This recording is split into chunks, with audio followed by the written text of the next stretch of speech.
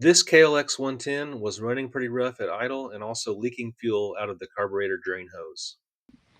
So let's take the carburetor off and clean it out and get this thing running right. The first thing we're going to do is get this right radiator shroud removed by removing the 3 bolts.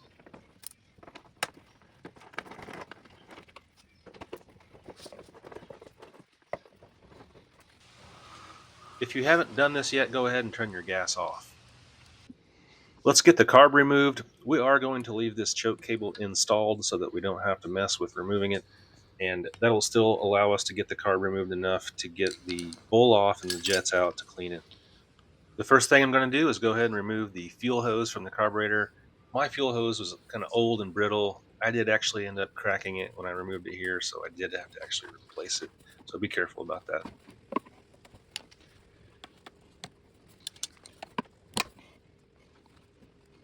Next thing we'll do is get this Phillips screw loosened up quite a bit on the front end of the carburetor here where the air boot connects to the carb. So just loosen that up and then go ahead and rotate that air boot and get that pulled off of the carb. Next thing you need to do is just unbolt the carburetor from the intake pipe there on the back side. So it's an 8mm bolt. There's 2 of them. Just go ahead and get those removed. You'll probably have to go to the other side of the bike to get that other bolt off on the other side there.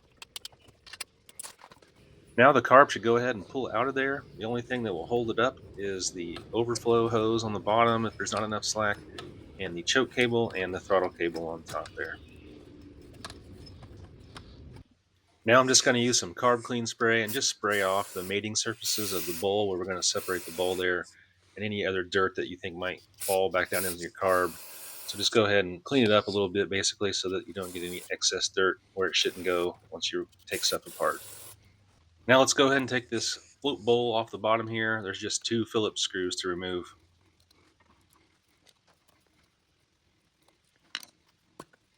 Now we can get this overflow hose removed from the bowl here. That will make it easier to clean this bowl up.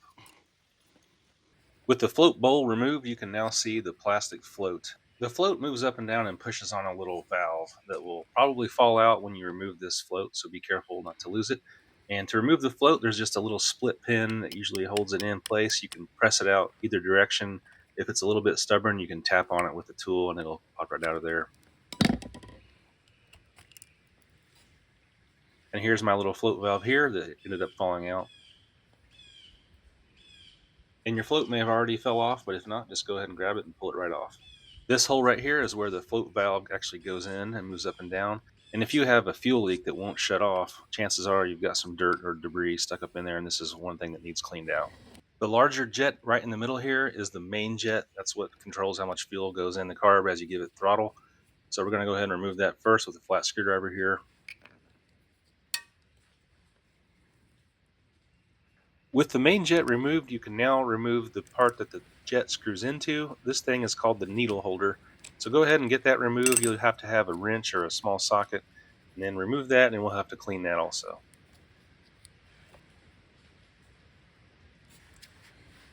Now we can remove this other jet over here on the left side of the carb. It's the slow jet, or what controls the fuel at idle speeds. So if your bike isn't idling right or doesn't idle at all, it's probably because of a clogged slow jet here. So get your flat screwdriver and remove this so we can clean it. You may have already done this, but I haven't. So let's go ahead and remove this cap on the top of the carb. This is where the throttle cable comes into the carb and connects to the throttle valve and needle in there. So it should just be hand tight. Just loosen it up and pull it out. You might need some pliers to get it loose. Now it's time to get some carb cleaner spray and do some cleaning work. So make sure you wear some safety glasses here and put a bunch of rags under your carb, and let's go ahead and clean it as best we can. We're going to spray everywhere there's an opening, everywhere there's a valve or a port for a valve to go into. We're going to get all the excess dirt cleaned off, even on the external part of the carb. That way none of it falls down in the carb when we put it back together. Also spray off that throttle valve where your throttle cable is. Now it's time to focus on cleaning out the jets and the needle holder. So here I'm going to start with the needle holder. It's a pretty big diameter, so you can see through it easily. Just spray it off well, kind of plug each side of it and spray in there to make sure that the fuel sprays out through the drilled holes. Here I'm cleaning out the slow jet or idle jet. It's the hardest one to clean because it's so small. But use that carb cleaner spray and spray through there. You'll have to make sure it gets all the way through there and comes out the little perforated or drilled holes in the sides. It also needs to go all the way through the center of the jet. For me, that's what was clogged up. After you spray it out, go ahead and blow it out with an air compressor.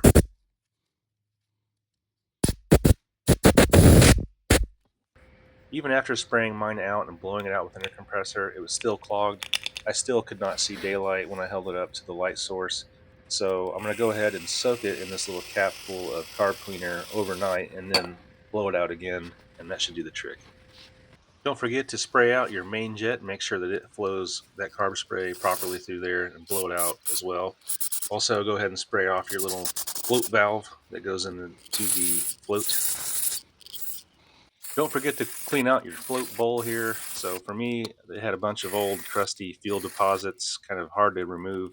So I sprayed it out as best I could, and then I used a little wire brush to clean it even better and then rinse it off again.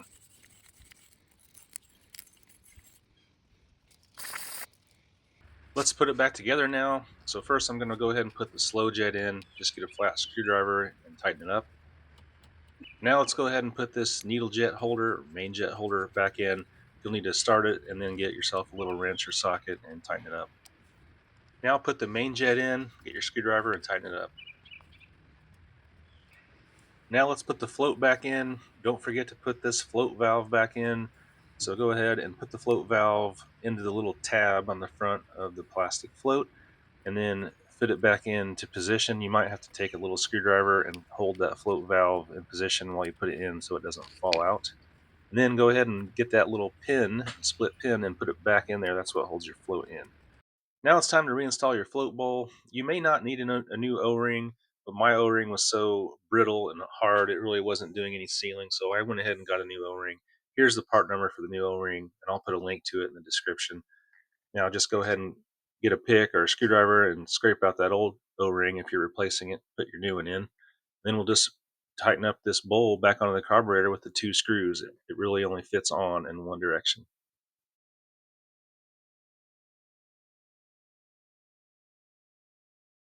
Now let's go ahead and put this needle valve back in. Some people call this the slide. If you look at one side of it, there's a groove all the way down it, and the other side does not have that groove all the way up. That's so that this thing will only fit in your carb in one direction. If you look down in your carb and also feel down in there with your finger, you'll feel a little protrusion or a little pin almost sticking out. That little pin is what goes into that groove, and so that your needle valve assembly can only fit in there in that one direction.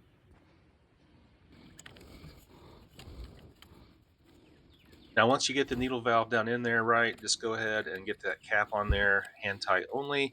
And then before we install the carb back into the bike fully, we'll go ahead and twist the throttle a few times, make sure that it doesn't bind up and you don't have something wrong.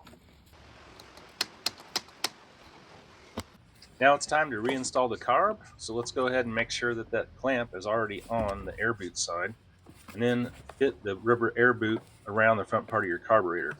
You don't need to tighten up the clamp just yet. We'll leave it loose so that we can make the final positioning. Now let's put this little black insulator block back in position. You'll see it has an O-ring on one side. So that O-ring goes against the intake pipe side, the engine side basically, because the carburetor already has an O-ring that goes against the flat side of this insulator block. Once that block is in position, go ahead and get your 2 bolts started in there by hand. You might have to go over to the opposite side of the bike to get the 1 bolt started, but just tighten them up.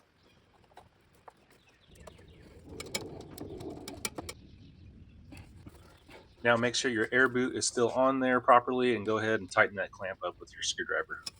Last step is to go ahead and put your fuel line back on the carburetor and also that overflow drain hose. If you have that removed, go ahead and get those hoses back on.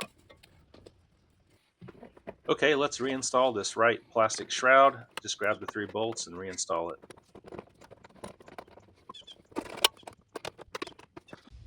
All right, go ahead and turn your fuel valve back on. Wait a few seconds and hopefully you'll see that there's no longer a fuel leak. If for some reason there's still leaking fuel out of the overflow drain, make sure that the overflow drain screw is tight on the bottom of your bowl. And also just make sure that you did install that float valve and didn't forget to put it back in there for some reason. I've actually done that before. So if it's still leaking after that, then you'll have to take it back apart and make sure it's ultra clean. Okay, we're going to start it up and we're going to adjust the idle. Now, I checked my owner's manual. It says This little screw on the left side here of the carburetor is actually your air screw. This has the base setting, I guess, the factory setting is tighten that screw pretty much all the way in. Don't over tighten it, but just tighten it up pretty much all the way. Then back it out 1 1/4 turns. And then when you get it started, adjust your other screw here, which is your idle screw, until it gets to idling to where you want it there.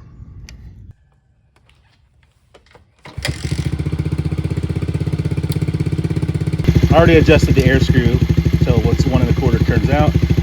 And now it's already idling pretty good, really, but I'm going to tweak this idle screw a little bit. Turn it clockwise and the idle goes up a hair.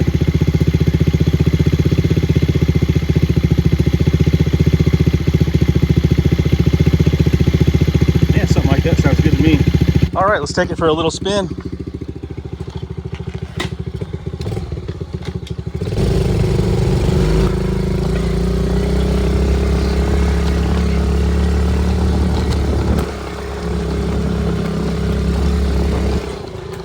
I cleaned out the carb really well, soaked my jets in some carb cleaner overnight to get them really clean, and then cleaned out that float valve, put it back together. I ended up getting a new float bowl gasket just because the other one wasn't quite sealing great, and that did the trick for me.